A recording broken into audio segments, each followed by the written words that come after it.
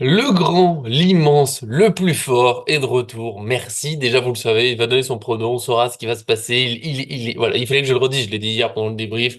Voilà, match nul contre Lille, t'avais dit 2-2, mais je te l'accorde, c'était pas si loin. Donc, heureusement que t'es là pour qu'on arrête de dire n'importe quoi pour ce PSG Metz, dernier match de l'année.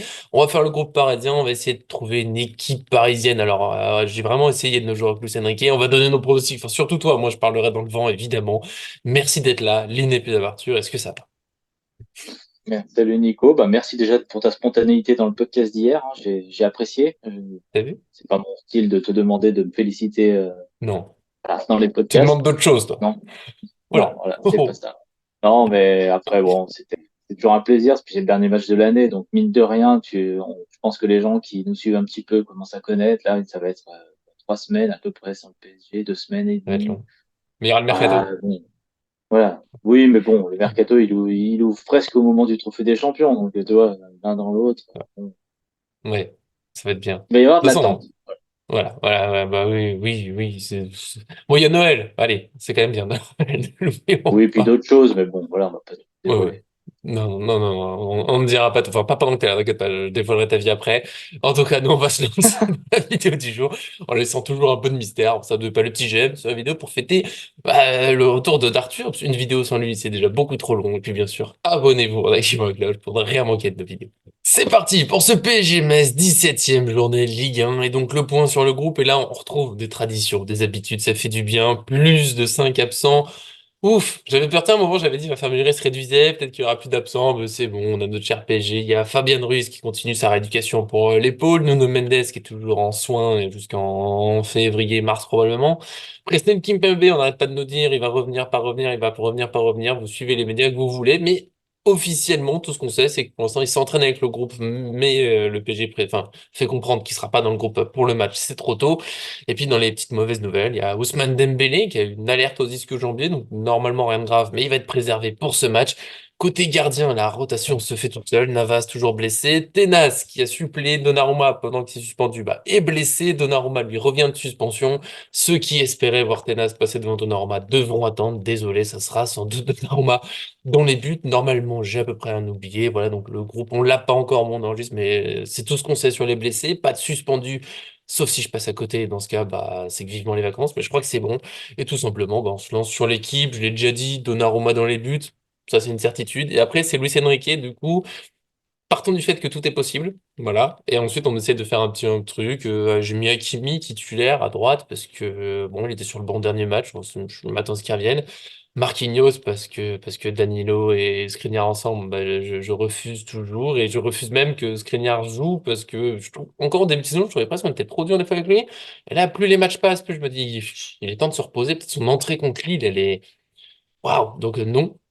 Et si ça doit pas être Danilo, j'aimerais bien que ce soit Mukile plutôt. Peut-être qu'il remplacerait Hernandez, qui a aussi pas mal joué. C'est la Mukile, c'est un peu il peut jouer un peu partout, mais pour l'instant, il a l'air de passer devant personne dans la concurrence, donc ça dépend un peu de l'état de forme. Et au milieu, Ugarte, parce que même s'il est moins brillant qu'en début de saison, je trouve qu'il nous apporte toujours pas mal de récupération, ça fait du bien. Zaïre Emery, parce que c'est le meilleur milieu du PSG, donc si tout va bien pour lui, il faut qu'il joue. Au milieu, j'ai hésité, Vitinha, Lee, et puis pourquoi pas Lee? Moi je l'aime bien, j'aime bien sa volonté, j'ai l'impression qu'il faudrait peut-être un déclic, de la confiance, des meilleurs automatismes, mais il y a un truc dans ce qu'il fait, voilà, j'y crois, peut-être que je suis fou, enfin je suis fou, peut-être que je suis fou de croire à ça. Et devant, je tente un Barcola, Ramos, Mbappé, parce que Colomoni titulaire, ça m'a toujours pas convaincu. Ramos, je continue de penser qu'en l'utilisant bien, c'est un peu le profil qui nous manque, le buteur, hein, parce qu'à un moment il nous manque des buts.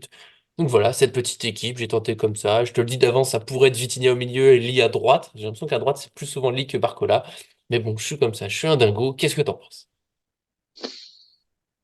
Écoute, il y a un monde où Luis Enrique peut reconduire presque la même équipe que contre Lille, hein, mais Oui. bon, il y a un monde aussi où Metz, c'est quand même une toute autre équipe que Lille. Il va falloir avoir d'autres arguments, hein. Mm.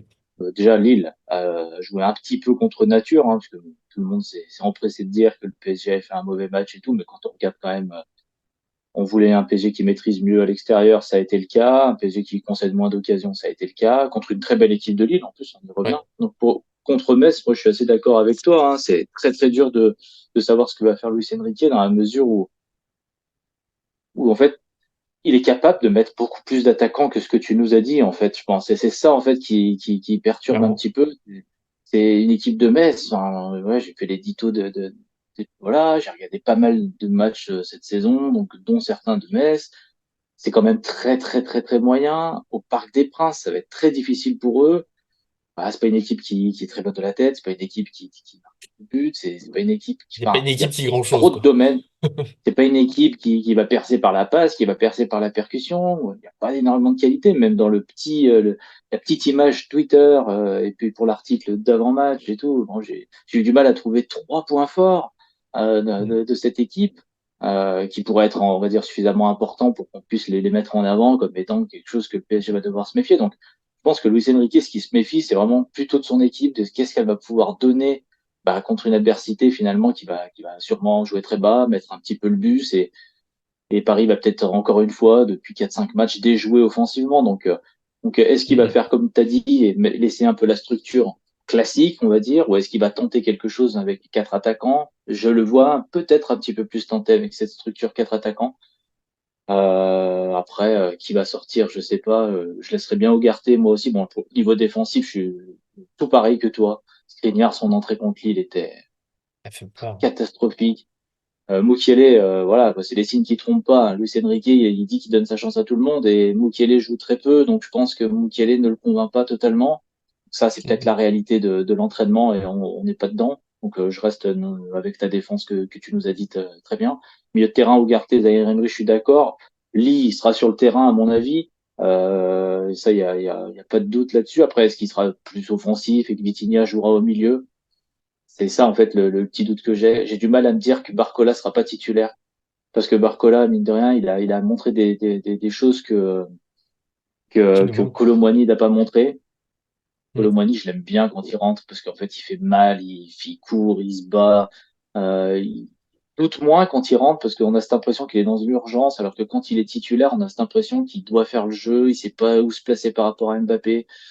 Voilà, je suis un peu plus perdu, donc moi, je mettrais plutôt, alors après, comment les disposer? Je mettrais Barcola, je mettrais Ramos, Mbappé, Lee, Vitinha, Zaire Emery et Ugarte. Donc je crois qu'on a un joueur de pro dans cette histoire Ah, faut que qui t'enlèves un peut signer. défenseur.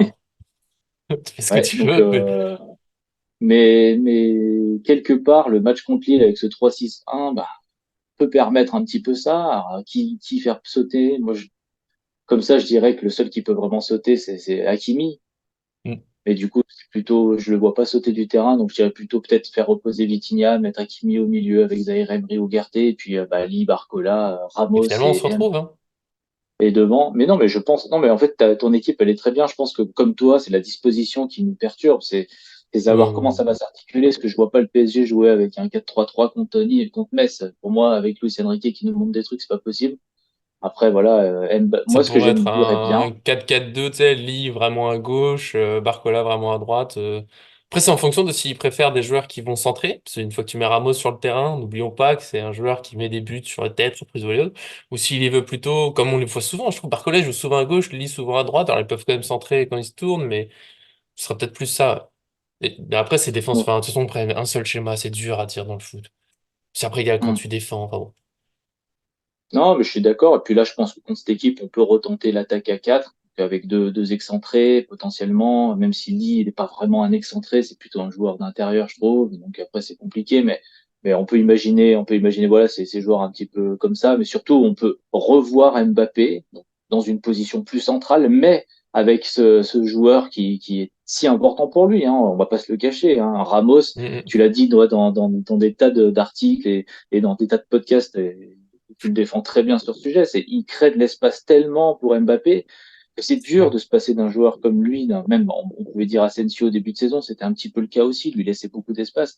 Donc pour moi, les mettre tous les deux proches, ça peut être très bien pour le PSG dans ça, sachant qu'il dans un match comme ça, il va falloir frapper, il va falloir tirer au but, donc il va falloir Ouais. qu'Mbappé potentiellement soit aussi en retrait, voilà, il va falloir comme tu dis qu'il y ait des centres aussi, parce que de la tête, Ramos il peut marquer, il peut débloquer une situation pourrie de la tête.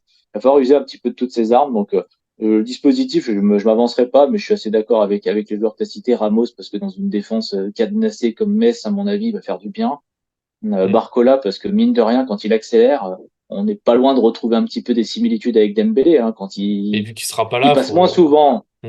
Voilà. Et vu que Dembélé est pas là, la percussion aussi sera importante. Et puis, bah, on attend bien sûr qu'Mbappé remarque des buts, hein, mais ça, on va voir dans les pronos si c'est possible pour nous, hein. Voilà. Mais, euh, Oh là, il me lance mais comme voilà. ça. Oui. On n'a pas mis Mais c'est vrai Asensio, qu'au mi- mais qui a pas l'air d'être très pas titulaire. ouais, ouais, c'est compliqué parce que ça fait un peu penser à Mukiele, quoi. Je veux dire, ça fait maintenant presque un mois ou 3 semaines qu'il est revenu et ça fait Il trois joue semaines peu. qu'il n'a pas joué plus de 7 minutes. Pour moi, ça cache toujours quelque chose quand un joueur comme ça, il est pas remis. Tu vois, par exemple, Zaire Emery, il devait revenir en janvier, Ouais. il est revenu avant Dortmund et tu vois, il a déjà joué une fin de match en championnat, il a joué tout le match contre Dortmund. À un moment, voilà, il y a des Ouais, signes qui ouais. ne trompent pas sur les préférences de Luis Enrique, même si on sait qu'il aime bien la rotation, on sait qu'il aime bien certains joueurs aussi et qu'il va pas les lâcher, quoi. Ouais, ouais, donc oui, Asensio là. Alors les autres fois on ouvrait un peu la porte, là je serais plus surpris, mais du coup c'est peut-être là qu'il va jouer. Hein. Parce que Luis Enrique, c'est Exact. tout le monde sur. On en a eu une fois, je crois, une complètement correcte, mais c'est dur, c'est difficile, mais tant mieux. Moi je le redis à chaque fois, j'aime bien ce débat, cette réflexion, qu'est-ce qui va se passer, puis après j'attends de voir ce qu'il va faire, et puis ça se passe pas si mal. Voilà, j'ose le dire, je suis comme ça, le PSG est pas si mal cette saison. En tout cas, bien sûr, bah, comme d'habitude, donnez vos équipes, Ramos. Nous, on a plutôt mis Ramos parce qu'on préfère Colomoni, Asensio, plein de choses. Mukile, je sais que si John est là, s'il a le temps de nous voir, il nous mettra Mukile quelque part, forcément. Et voilà, nous, c'était l'équipe. Et puis, bah, tradition, on est tous les deux, on peut le faire gentiment. J'ai donné l'équipe en premier, tu donnes le prono. Voilà, en plus, c'est toi qui as fait la passe décisive pour lancer les pronos. Donc, il y a tout ce qu'il faut. Fais-moi rêver. Écoute, je vais me baser sur ma méthode. Voilà, alors, si tant est que j'ai une méthode, c'est de regarder un petit peu bah, les statistiques, de regarder un peu mon ressenti quand je vois les matchs, de regarder un petit peu ce que vaut Mhm. le PSG, ce que fait le PSG à domicile à l'extérieur, ce que va faire Metz à domicile à l'extérieur. Et quand tu croises tout ça, quand on regarde déjà les statistiques générales et les matchs en général à domicile et à l'extérieur pour Metz et à domicile pour le PSG, tu te rends compte que Paris est la meilleure équipe de Ligue 1 et tu te rends compte que Metz, dans 88% des statistiques, 90% des statistiques, est la pire équipe de Ligue 1. Alors après, si tu rajoutes la donnée Parc des Princes, euh, et extérieur pour Ouais. Metz, bah, ça s'arrange pas. Oh, Et le en plus, tu 9-0. rajoutes la dernière donnée de mon équation qui est hyper importante, c'est bah, en plus Metz est presque à cette dernière place dans toutes les stats sans avoir joué le PSG. C'est la seule équipe pour l'instant qui n'a pas joué le PSG. Ouais. Donc, donc c'est pas évident pour les Messins de se projeter dans un match comme ça, où avec les entraîneurs précédents, je t'aurais dit, bon, ils sont en vacances déjà. J'ai l'impression qu'avec Luis Enrique, il n'y a pas de vacances avant les vacances, hein. Il a Mhm. tellement précisé en conférence de presse qu'il veut donner aux supporters un bon dernier match, voilà, une belle fête à la fin, il va les motiver jusqu'au bout. À mon avis, il n'y a pas de souci. Donc moi, je vois un gros score. Je vois le PSG se libérer enfin offensivement et une fois que les vannes seront ouvertes, en mettre beaucoup. Donc dans ma tête, je suis parti sur un 6-0. C'est un petit cadeau de Noël que je fais à tous ceux qui veulent voir un gros match. Voilà. Oh Et j'espère que là là. ça se réalisera. Ah oui, c'est un record, je crois, hein. 6-0 quand même. J'ai tenté de dire, plus tu faisais monter, tu sais, je montais le score à chaque fois que tu parlais, je disais 5, 6, c'est ce qu'on a, le 6-0. Waouh. Mais en plus, faut respecter Metz, tout ça, bien sûr, Mm. mais c'est pas impossible. On sait qu'au parc, ça peut s'enchaîner vite. On sait avec nos joueurs que dans un bon jour, ça peut s'enchaîner vite. Je suis pas allé aussi haut, voilà. Peut-être parce que, je sais pas, je suis fatigué. Moi, j'ai mis que 4-0. C'est un peu les mêmes raisons. C'est juste qu'après, c'est à tout moment, ils deviennent un peu efficaces et ça met des buts. Et puis, tu peux aussi, tu sais, des fois, t'as une période, ça, t'es pas efficace. Puis d'un seul coup, t'as une sur-efficacité sur un match de 6-0. Bon, faut être un peu, faut être en forme, mais ils peuvent, tu sais, c'est possible. 4-0, c'est peut-être plus probable, entre guillemets, tu sais, dans la moyenne il y a des occasions que tu mets pas, d'autres que tu mets. Après, on n'a pas mis de but pris. Petite folie, on sait jamais. On sait qu'à tout moment, le PSG, un relâchement, une bêtise. Après, ressoulignons, nos pronos, c'est par rapport aux équipes qu'on annonce. Si Skriniar démarre le match, sans vouloir Exact. abuser, on passe à 4-1. Facile. Voilà, voilà, précisons-le.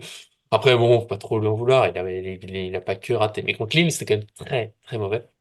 Donc voilà pour nos pronos de l'optimisme, du spectacle pour cette dernière de l'année, cette dernière en Parc des Princes. Cette dernière, possiblement avec Arthur avant un petit moment, pas de mauvaises nouvelles, mais juste, voilà, tout va bien dans ta vie, évidemment, mais il va falloir faire une petite pause. Hein, ceux qui auront compris auront compris. Mon grand champion, enfin, voilà. Enfin, bref.